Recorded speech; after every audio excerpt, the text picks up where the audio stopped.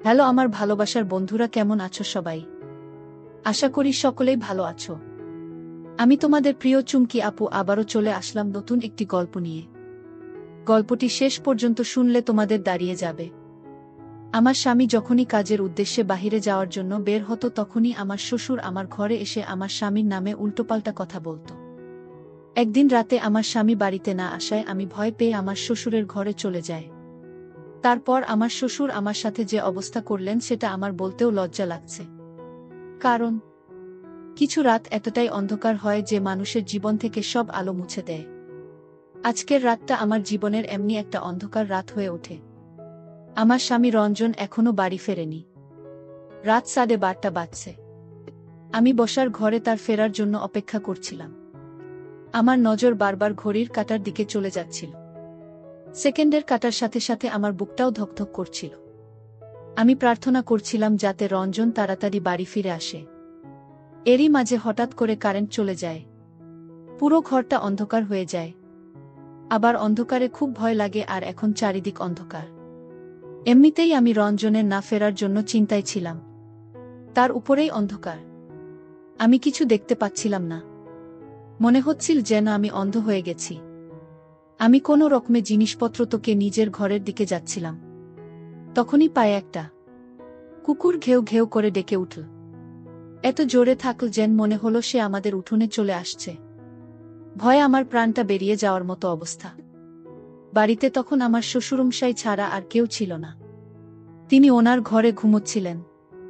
আর আমি বসার ঘরে একা ছিলাম। আমার মনে হচ্ছিল যেন কুকুরটা আমাদের উঠোনে চলে এসেছে। আর সে যে কোনো সময় আমার কাছে চলে আসতে পারে। আমি ভয়ে ভয়ে আমার শ্বশুরের ঘরে গিয়ে পৌঁছলাম। আমি ওনার ঘরের দরজা ধাক্কা দিতে লাগলাম। যখন ঘরের দরজা খোলে তখন আমি ভয়ে কাঁপছিলাম। আমি বলি, বাবা, আমার মনে হচ্ছে আমাদের উঠোনে একটা কুকুর ঢুকে পড়েছে। আমার খুব ভয় করছে। আমি কি আপনার ঘরে আসতে পারি? আমি এত ভয় পেয়ে গিয়েছিলাম যে আমার মাথা কাজ করছিল না।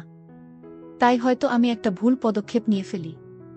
আমার শ্বশুরমশাই আমার হাত ধরে টেনে আমাকে ঘরের ভেতরে নিয়ে আসেন। তারপর ঘরের দরজা বন্ধ হয়ে যায়। আর তারপর আমার সাথে যা হয়। একজন স্ত্রী যদি তার স্বামীর থেকে কম সুন্দর হয় তাহলে সে সবসময় মনক্ষুণ্ণতায় ভোগে। আজকাল আমার সাথে সেটাই হচ্ছে। রঞ্জন একটা খুব সুন্দর দেখতে জোয়ান ছেলে।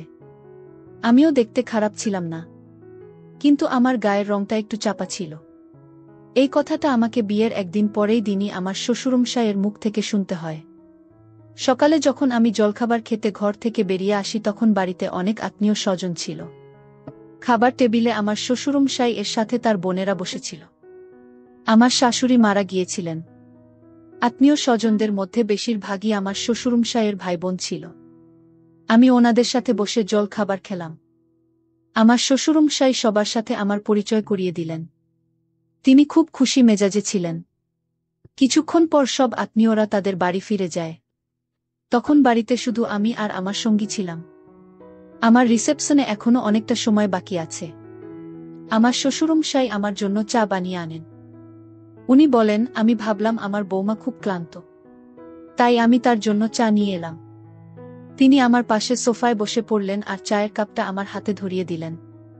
তিনি বলতে লাগলেন, রঞ্জন এমনিতে খুব ভালো ছেলে। সে আমার সব কথা শুনে। তুমিও মেয়েটা ভালো, কিন্তু আরো ভালো হতো যদি তোমার গায়ের রংটা একটু ফর্সা হতো। ওই যে কথায় বলে, না বসে হয় যাকে সব সময় কাছে পেতে ইচ্ছে করে। উনার কথা শুনে আমি একটু অস্বস্তি বোধ করছিলাম। আমি উনাকে বললাম, আমি আপনার কথা ঠিক বুঝতে পারলাম না। উনি বলেন, কাল মাঝরাতে রঞ্জন ঘরের বাইরে এসেছিল। আমিও তখন জল খেতে উঠেছিলাম।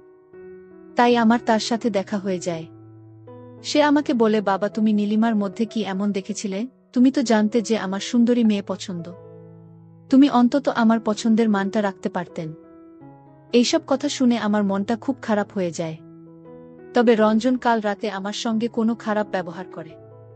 সে এমন কোনো কথা বলেনি, সে বরং আমার প্রশংসা করছিল। তবে হ্যাঁ, আমার মনে আছে যে রঞ্জন রাত 2:30 বা 3:30 নাগাদ একবার ঘরের বাইরে বেরিয়েছিল। কিছুক্ষণ পর আবার ফিরে এসেছিল। আমি হাঁ করে শ্বশুরমশায়ের মুখের দিকে তাকিয়ে রইলাম। তিনি আমাকে বলেন, আমি বুঝতে পারছি তোমার এই কথাগুলো শুনতে ভাল লাগছে না। আমি কাল রঞ্জনকে খুব বকেছি আর বলেছি সে যেন ভুলেও তোমাকে এসব কথা না বলে। সে তোমাকে এরকম কোনো কথা বলেনি তো? আমি মাথা নেড়ে বললাম না। এই কথাটা আমার বিশ্বাস করতে কষ্ট হচ্ছিল, কারণ কাল রাতে রঞ্জনের আমার সাথে ব্যবহার খুব ভালো ছিল। শ্বশুরমশাই এর পরের কথাগুলো আমাকে আরও অবাক করে দেয়। তিনি বলেন, আমি ওকে বারবার বারণ করেছি সে যেন তোমার মনে কষ্ট না দেয়। তুমি কিছু মনে করো না মা। কিন্তু আমি যখন তোমাকে দেখতে গিয়েছিলাম তখন তুমি মেকআপ করেছিলেন। তখন তোমাকে দেখে আমার ফর্সা মনে হয়েছিল, কিন্তু তোমার আসল রংটা তো। উনার কথা শুনে আমি চুপ করে গেলাম। আমি বুঝতে পারছিলাম না আমি কি জবাব দেব। হ্যাঁ, এটা সত্যি যে আমাকে যখন দেখতে আসা হয়েছিল তখন আমি একটু মেকআপ করেছিলাম, কিন্তু সেটাই তো স্বাভাবিক। আজকাল সব মেয়েরাই তো একটু আধটু সাজগোজ করে। রঞ্জনের সাথে যখন আমার সম্বন্ধ পাকা হয়েছিল তখন আমি খুব খুশি হয়েছিলাম, কারণ শ্বশুরবাড়িতে আমার ভুল ধরার জন্য আমার কোনো শাশুড়ি বানো থাকবে না। কিন্তু তখন কি আর আমি জানতাম যে আমার শ্বশুরমশাই বিয়ের পরপরই আমার খুব ধরতে শুরু করবেন। যেভাবে বিয়েটা হয়েছিল সেইভাবে রিসেপশনটা বেরিয়ে গেল। বিয়ের পরের দিন থেকেই আমি রান্নাঘরের কাজ করা শুরু করে দিয়েছিলাম, কারণ বাড়িতে শুধু আমার শ্বশুরমশাই আর আমার স্বামী থাকত। এমনিতে আমার শ্বশুরমশাই খুব ভাল ছিলেন, আমার সাথে খুব ভালোভাবে কথা বলতেন, কিন্তু উনি রঞ্জনের ব্যাপারে যে সব কথা বলতেন সে সব শুনতে আমার ভাল লাগত। রঞ্জন অফিসে বেরিয়ে যাওয়ার পরেই বাবা আমার ঘরে চলে আসত। আমি তখন রঞ্জনের ফেলে রাখা জিনিসপত্র গোছাতে ব্যস্ত থাকতাম। বাবা এসে বলতেন, তুমি তাড়াতাড়ি আমাদের জন্য জলখাবার বানাও, তারপর আমরা দুজনে বসে গল্প। তিনি আমার সাথে বন্ধুর মতো কথা বলতেন। আমি ওনাকে এটাও বলতে পারতাম না যে আমি খুব ক্লান্ত, একটু বিশ্রাম নেব। কিন্তু চিন্তার বিষয় এটাই যে বাবা সবসময় আমার সঙ্গে ছায়ার মতো লেগে। আমি যখন রান্না ঘরে থাকতাম তখনই সেখানে এসে হাজির হতেন। আমি যখন রান্না করতাম তখন তিনি বলতেন, এভাবে নয়, এভাবে বানাও। রঞ্জনের এই খাবারটা পছন্দ, এটা নয়। এমনিতেই তুমি দেখতে ভালো নয়, তার উপর যদি স্ত্রীর দায়িত্বটাও ভালো করে পালন না করতে পারো তাহলে স্বামীর মন জিতবে কি করে। মাঝে মাঝে আবার বলতেন যে তুমি রুটিটা গোল করে ফেলতে পারো না। রঞ্জন তো তোমার রুটি দেখে খাবার ছেড়ে উঠে যাবে। সবসময় যদি কেউ কারো মাথার উপর চেপে থাকে তাহলে সেটা একসময় বিরক্তিকর হয়ে ওঠে। আমিও বাবার উপর বিরক্ত হতে শুরু করেছিলাম। একদিন এমন একটা ঘটনা ঘটে যেটা আমাকে আরও বিচলিত করে তোলে। একদিন আমার শ্বশুরমশাই বলেন, রঞ্জন কখনো তোমাকে কোথাও ঘুরতে নিয়ে যাবে না, কিন্তু আমি জানি তোমারও ঘুরতে যেতে ইচ্ছে করে। তুমি অনেক স্বপ্ন নিয়ে এই বাড়িতে এসেছ। চলো, তুমি রেডি হয়ে নাও, আমি তোমাকে ঘুরতে নিয়ে যাব। আমার শপিং করতে যাব। বাবা আমার সাথে আমার শাশুড়ি মায়ের মতোই ব্যবহার করতে। আমার সব কাজে ভুল ধরতেন, বলতেন রঞ্জনের এটা পছন্দ নয়, ওটা পছন্দ নয়। আমার মাকে যেতে ইচ্ছে করছিল না, তাই আমি বাবাকে বললাম আজকে ছেড়ে দিন। কিন্তু তা উনি আমাকে জোর করে মার্কেটে নিয়ে গেলেন। উনি বললেন, আমি তোমাকে একটা সুন্দর জামা কিনে দেব যেটা বলে তুমি খুব সুন্দর দেখাবে। উনি আমাকে মলে নিয়ে গেলেন আর বললেন, তোমার পছন্দ মতো একটা স্যুট তুমি কিনে নাও। আমি কালো রঙের একটা স্যুট পছন্দ করলাম, কিন্তু বাবা বললেন, এমনিতেই তোমার রংটা খুব কালো, তার উপর তুমি যদি কালো রঙের জামা পরে তাহলে তোমাকে ভূতের মতো দেখাবে। তিনি আমার জন্য একটা লাইট কালারের স্যুট পছন্দ করেন, যেটা আমার একদম পছন্দ হয়নি, কিন্তু আমি চুপ করে রইলাম। উনি বলেন যে এই রংটা পরে তোমাকে ভালো দেখাবে। আমি যখন শ্বশুরমশাই এর সাথে কথা বলছিলাম তখন আমি দেখলাম পাশের দোকানে রঞ্জনকে একটা অন্য মেয়ের সাথে। বাবাও সেটা দেখতে পেলেন। রঞ্জনের সাথে যে মেয়েটা ছিল সে বেশ সুন্দর দেখতে ছিল। বাবা বলতে লাগলেন, দেখেছ, আমি বলেছিলাম না রঞ্জনের সুন্দরী মেয়ে খুব পছন্দ। সে যেখানে সৌন্দর্য দেখে সেখানে চলে যায়। রঞ্জন সেই মেয়েটার সাথে খুব হেসে হেসে কথা বলছিল। এটা দেখে আমার চোখে জল চলে আসে। আমি ওখান থেকে কিছু না কিনেই চলে আসি। আমার খুব রাগ হচ্ছিল, মনে হচ্ছিল সব কিছু তছনছ করে দিতে। আমি ভাবতে লাগলাম যে রঞ্জন কিরকম ছেলে, সে আমাকে বলতো সে আমাকে ভালোবাসে আর বাইরে গিয়ে সে অন্য মেয়ের সাথে ঘুরছে। আমার শ্বশুরমশাই বলেন, আমি কখনোই চাই না তোমার ঘর ভেঙে যাক মা, তবে ছেলেরা একটু স্বাধীনচেতা হয়, বিশেষ করে এমন ছেলেরা যারা সৌন্দর্য দেখে পাগল হয়ে যায়। হ্যাঁ, তুমি যদি সুন্দর দেখতে পাগল হয়ে যায়, হ্যাঁ, তুমি যদি সুন্দর দেখতে হতে তাহলে হয়তো তোমার স্বামীকে ঘরে বেঁধে রাখতে পারতে। বাবা আমাকে জল খাওয়ান আর আমার পাশে বসে আমার মাথায় হাত বোলাতে থাকেন। বাবা বললেন, আমি রঞ্জনের সাথে কথা বলবো। কিন্তু আমি কিছু গ্যারান্টি দিতে পারছি না। আমি রঞ্জনের জন্য কি না করতাম। তার পছন্দের খাবার বানাতাম, তার পছন্দমতো ঘর সাজিয়ে দিতাম, এমনকি নিজেকেও তার মনের মতো তৈরি করার চেষ্টা করতাম। কিন্তু রঞ্জনের আমার এত আত্মত্যাগ চোখে পড়ে না। রাতে যখন রঞ্জন বাড়ি ফিরে আসে তখন আমি আমার ঘরে বসে কাঁদছিলাম। রঞ্জন আমাকে জিজ্ঞেস করে, তোমার কি হয়েছে, শরীর ঠিক আছে তো? আমার তো ইচ্ছে করছিল এখনই বলে দিতে যে আমি তোমার আসল রূপটা ধরে ফেলেছি। কিন্তু বাবা আমাকে অনেকবার বারণ করেছিলেন। বলেছিলেন যেটা করলে আমার ঘর ভেঙে যেতে পারে। রঞ্জন যদি জানতে পারে যে তুমি জেনে গেছো তার অন্য মেয়ের সাথে সম্পর্ক আছে, তাহলে তার মন থেকে সব ভয় দূর হয়ে যাবে। আমি রঞ্জনকে বলি যে আমার মাথা ব্যথা করছে। রঞ্জন বলে, চলো আমি তোমাকে ডাক্তারের কাছে নিয়ে যাচ্ছি। এমনিতেই তোমার গায়ের রং কালো, তার উপর তুমি কেঁদে কেঁদে নিজের যা অবস্থা করেছ তোমাকে একেবারে ভূতের মতো দেখাচ্ছে। আমার গালে একটা হালকা করে চাকরি মেরে সে এই কথাটা বলে। কথাটা শুনে আমার খুব অভিমান হয়। আমি বলি, আমি যখন এতই খারাপ তখন আমাকে বিয়ে করলে কেন? আমার কথা শুনে রঞ্জন আমার দিকে তাকিয়ে থাকে। তারপর একটু হেসে বলে, আমার অনেক বড় ভুল হয়ে গেছে। কিন্তু কি আর করা যাবে, ভুল যখন হয়েছে তখন তোমাকে সহ্য তো করতেই হবে। এই বলে সে হাসতে হাসতে আমার পাশে এসে বসে আমার হাতটা ধরে বলে, আমি মজা করছিলাম, চলো তোমাকে ডাক্তারের কাছে নিয়ে যাই। কিন্তু আমি জানতাম যে সে মজা করছিল না। হয়তো আমার শ্বশুর অনুযায়ী তাকে বারণ করেছে, তাই সে তার মনের কথাটা বলেও সেটাকে মজা হিসেবে উড়িয়ে দেয়। আমি আমার হাতটা রঞ্জনের হাত থেকে সরিয়ে নিই আর বলি, আমি কোথাও যাব না। আমার মাথা ব্যথা করছে, আমি ওষুধ খাব আর ঠিক হয়ে যাব। এই বলে আমি ঘর থেকে বেরিয়ে চলে যাই। কিন্তু আমার মনটা খুব খারাপ হয়ে যায়। স্বামী যদি তার স্ত্রীকে ভালো না বাসে, সবসময় তার খুঁত ধরে, তাহলে একসময় স্ত্রীর ও তার স্বামীর প্রতি ভালোবাসা কমে যায়। রঞ্জনের প্রতি আমার টান আস্তে আস্তে কমতে শুরু করেছিল। একদিন আমার শ্বশুরমশাই বলেন যে তাদের পরিবারের একজনের বিয়ে আছে, তাই আমাকে তৈরি থাকতে বলেছিলেন। আমি একটা সুন্দর নীল কালারের স্যুট বার করে পরে ফেললাম। সেটা পরে আমি আয়নায় তাকালাম। আমার মতো চাপানো, হালকা চাপা, আর এই রঙের স্যুট পরে আমাকে বেশ সুন্দর দেখাচ্ছিল। সেই সময় রঞ্জন ঘরে আসে আর আমার দিকে একনজোরে তাকিয়ে থাকে। ওকে দেখে আমার মনে হলো যে আমি হয়তো তার মনে প্রভাব ফেলতে পেরেছি। সে আমার পাশে এসে দাঁড়িয়ে বলে, তুমি যতই সাজগোজ করুন না কেন, আমার মতো সুন্দর তুমি কখনোই হতে পারবে না। এই বলে সে আমাকে জড়িয়ে ধরে আয়নার সামনে নিয়ে যায়। আমার মনটা পুরো ভেঙে যায়। এতক্ষণ আমি ভাবছিলাম যে 1.5 ঘন্টা ধরে আমি যে এত সাজলাম সেটা সার্থক হয়েছে। কিন্তু রঞ্জনের কথা শুনে আমার ভুল ধারণা ভেঙে গেল। মনে হচ্ছিল আমার শ্বশুরমশাই ঠিকই বলেন যে ছেলেরা সেই মেয়েকে ভালোবাসতে পারে যারা দেখতে সুন্দর হয়। আমি রঞ্জনের থেকে সরে আসি। রাগের মাথায় আমি আমার সব গয়না খুলে ফেলি। তারপর একটা টিস্যু পেপার বার করে আমার মেকআপ মুছতে শুরু করি। এটা দেখে রঞ্জন একটু গম্ভীর হয়ে যায় আর বলে, নীলিমা তুমি এটা কি করছো? আমাদের এমনিতেই অনেক লেট হয়ে গেছে। আমি বলি, আমি কোথাও যাব না।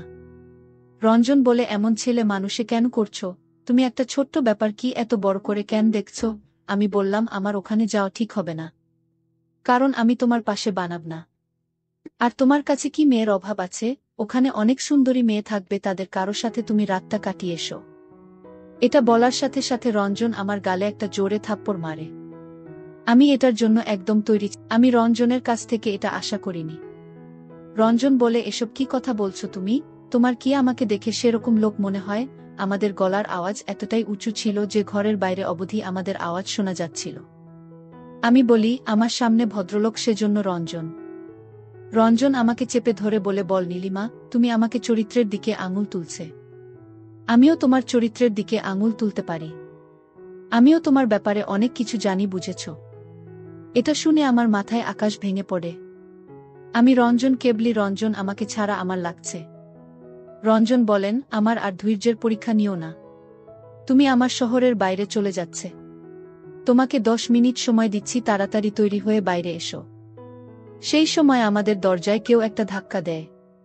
রঞ্জন আমাকে ছেড়ে গিয়ে দরজাটা খুলে আমার শ্বশুরমশাই ঘরের ভিতরে ঢোকেন। বাবা বলেন, তোমরা এসব কি করছো? তোমাদের গলার আওয়াজ সারা বাড়িতে শোনা যাচ্ছে। রঞ্জন বলে, বাবা তুমি ওকে বলে দাও ও যেন এসব কথা মুখে না আনে। তাহলে আমার থেকে খারাপ কিন্তু কেউ হবে না। এই বলে সে ঘর থেকে বেরিয়ে যায়। আমার শ্বশুরমশাই আমার কাছে এসে বসে। আমি বলি সবসময় রঞ্জন আমাকে নিয়ে ব্যঙ্গ করে। আমাকে যখন ওর এতটাই অপছন্দ তখন ও আমাকে বিয়ে করল কেন?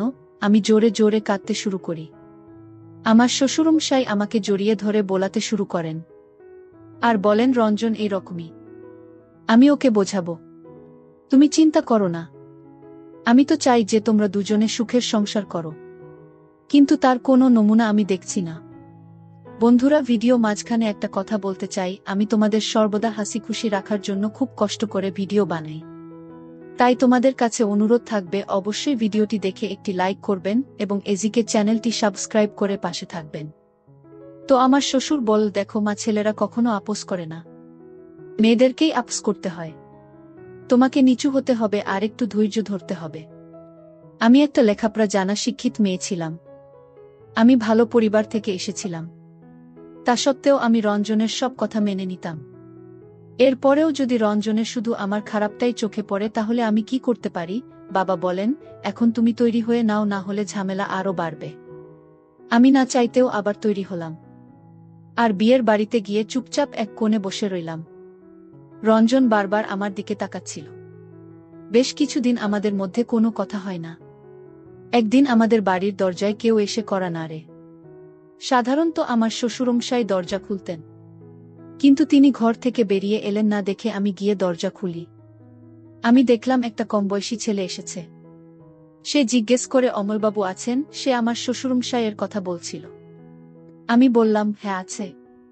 সে বলে তিনি আমাকে বাড়িতে দেখেছেন।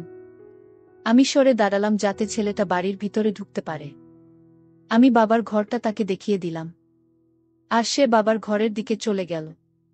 তখনই আমার চোখ ছানাবড়া হয়ে গেল যখন আমি দেখলাম আমার শ্বশুরমশাইকে সামনের গলিটা থেকে বাড়ির দিকে আসতে। আমি অবাক হয়ে গেলাম এই দেখে যে আমার শ্বশুরমশাই যদি বাড়িতে না থাকেন তাহলে এই ছেলেটাকে বাড়িতে আসতে বলবে কেন? আমি ছেলেটাকে জিজ্ঞেস করি যে সে এখানে কেন এসেছে। সে বলে আমাকে অমলবাবু এখানে আসতে বলেছেন। আমি বলি, তুমি মিথ্যা কথা বলছো। বাবা তো এখন বাইরে থেকে ফিরছেন, তাহলে উনি তোমাকে বাড়িতে আসতে বলবেন কেন? আমি যখন ছেলেটার সাথে কথা বলছিলাম তখনই বাবা বাড়িতে এসে পৌঁছান। বাবা সেই ছেলেটাকে দেখে আমার দিকে বিস্মিতভাবে তাকায়।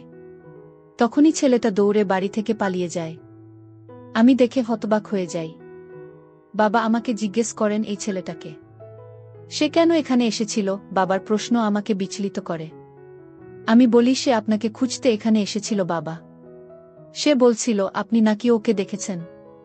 বাবা বলে, তুমি কি ভেবেছ তুমি আমাকে যা বলবে আমি তাই বিশ্বাস কর? আমি তো এই ছেলেটাকে চিনি না। আমার মাথা ঘুরতে শুরু করে। আমি বলি, আমি সত্যি বলছি বাবা, এই ছেলেটা আমাকে তাই বলছে। বাবা বলে, যে কেউ এসে তোমাকে বলবে যে সে আমার সাথে দেখা করতে চায় আর তুমি তাকে বাড়ির ভিতর ঢুকতে দেবে। বাবা যখন আমার সাথে তর্ক করছিলেন তখনই রঞ্জন বাড়িতে ফিরে আসে। সে আমাদের অর্ধেক কথা শুনতে পেয়ে যায়। সে বাবাকে জিজ্ঞেস করে, বাবা কি হয়েছে? বাবার সঙ্গে সঙ্গে চুপ করে যান আর আমাকেও চুপ করে যেতে বলেন। রঞ্জনকে বলেন, না কিছু হয়নি। রঞ্জন অনেক জিজ্ঞেস করল, কিন্তু বাবা কিছুই বললেন না। তারপর রঞ্জন বলে যে সে শুনতে পেয়েছে যে বাড়িতে কেউ একটা এসেছিল। কে এসেছিল? বাবা বলে, তুমি বাদ দাও রঞ্জন, আমি তো আছি, আমি সব সামলে নেব। রঞ্জন আমার দিকে রেখে তাকাল। তারপর সে নিজের ঘরে চলে গেল। রঞ্জনের যাওয়ার পর বাবা বললেন, ওকে কিছু বলার দরকার নেই। আমি চাই না তোমাদের মধ্যে আবার ঝামেলা হোক। এই ঘটনা তার কয়েকদিন পরে একটা রাতে রঞ্জন বাড়িতে ফিরতে দেরি করে। আমি খুব চিন্তা করছিলাম আর তখনই লাইফটাও চলে যায়। আমি বাধ্য হয়ে আমার শ্বশুরের ঘরে গিয়ে উপস্থিত হই। কিন্তু যে আমি আমার শ্বশুরমশাইয়ের ঘরে ঢুকি, আমার মনে হলো কেউ একটা আমাকে জড়িয়ে ধরল। আমি বুঝতে পারছিলাম না সে কে। আর ঠিক সেই সময় ঘরের লাইটটা জ্বলে ওঠে। আমি দেখি আমার শ্বশুরমশাই বিছানায় শুয়ে আছেন আর যে আমাকে জড়িয়ে ধরেছে সেই ছেলেটা যে আমার শ্বশুরমশাই খোঁজে আমাদের বাড়িতে এসেছিল। আমি ভয় পেয়ে গেলাম। ওই ছেলেটার হাত থেকে নিজেকে ছাড়ানোর চেষ্টা করি আর ঠিক তখনই রঞ্জন ঘরে এসে ঢোকে। এসব দেখে তো রঞ্জন রেগে গিয়ে ছেলেটাকে মারতে শুরু করে। তখন আমার শ্বশুরমশাই উঠে বসলেন আর বললেন, এই ছেলেটা আর তোমার বউ দুজন মিলে আমাকে অজ্ঞান করে দিয়েছিল। ভালো হয়েছে তুই এদেরকে হাতে নাতে ধরতে পেরেছিস। আমি অবাক হয়ে বলি, বাবা আপনি এসব কি বলছেন? বাবা বলেন, রঞ্জন, আমি তোকে আগেই বলেছিলাম এই মেয়েটাকে বিয়ে না করতে, আমার ভাইয়ের মেয়েকে বিয়ে করতে বলেছিলাম। কিন্তু তুই তো আমার কথা শুনলে না। তুই নিজের ইচ্ছে মতো কাজ করবে। এবার দেখলে তো এই মেয়েকে বিয়ে করার নমুনা। এবার আমি আমার শ্বশুরমশাইয়ের সব ষড়যন্ত্র ধরতে পারলাম। ছেলেটা তো পালিয়ে যায়, মনে হয় আমার শ্বশুরমশাই তাকে টাকা দিয়ে এখানে এনেছিল আমার বদনাম করার জন্য, আমাকে রঞ্জনের চোখে ছোট করার জন্য। রঞ্জন আমার দাদাকে ফোন করে বলে আমাকে এসে নিয়ে যেতে। কিন্তু আমি রঞ্জনকে সব কথা বলে দিই। আমি তাকে বলি যে তোমার বাবাই আমাকে তোমার নামে খারাপ কথা বলবো।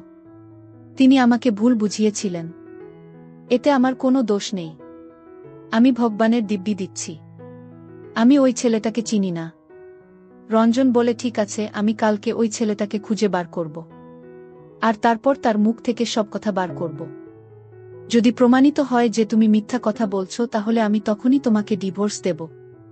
একদিন পরে রঞ্জন ওই ছেলেটাকে খুঁজে বার করে আর তাকে মেরে তার থেকে সব সত্যি কথা বার করে নেয়। সে আমার শ্বশুর অনুসারে সব ষড়যন্ত্র ফাঁস করে দেয়। রঞ্জন আমাকে তার এক বন্ধুর বিয়েতে দেখেছিল। আর আমাকে দেখে তার খুব পছন্দ হয়েছিল। তাই সে তার বাবার কাছে জেদ ধরেছিল যাতে তিনি আমার বাড়িতে বিয়ের প্রস্তাব নিয়ে আসেন। কিন্তু আমার শ্বশুরমশাই চেয়েছিলেন রঞ্জনের বিয়ে তার ভাইয়ের সাথে দিতে। তিনি এসব ষড়যন্ত্র এই জন্য করেছিলেন যাতে রঞ্জন আমাকে ছেড়ে তার ভাইয়ের মেয়েকে বিয়ে করে। কে বলে যে শুধু শাশুড়িরাই বোমাদের বিরুদ্ধে ষড়যন্ত্র করে? এই কাজটা মাঝে মাঝে সুরাও করে থাকেন। তো বন্ধুরা, আজকে এই পর্যন্তই। ভিডিওটি দেখার পর যদি তোমাদের ভালো লাগে তাহলে অবশ্যই একটি লাইক করবেন। প্রিয় বন্ধুরা, গল্পটি ভালো লাগলে অবশ্যই কমেন্ট করে জানাবেন।